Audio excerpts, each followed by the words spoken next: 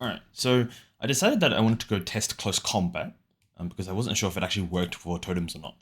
So basically, I took off all my supports, I took off one of my maces, and I gathered damage on the bosses. I also took off Raging Cry, so that it wouldn't gain rage, and I took off my pet so it wouldn't shock.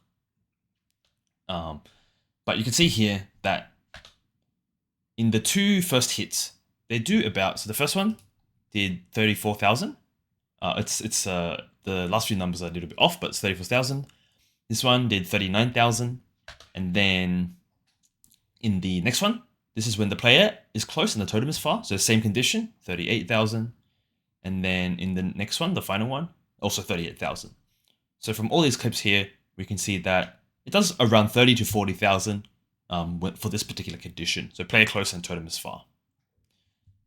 And then after this, I tested player is far and totem is far and did 34,000. So basically the same amount of damage, no difference. And then I tested player is close and totem is close. So the main question I had with close combat was when it said you, like you have to be close, right? Does that mean like you, the player? Does that mean you, the totem, like the totem itself? Or does that mean the little guy that comes out of the totem, that guy? And so from these three tests, we can see that close combat seems to just not work at all.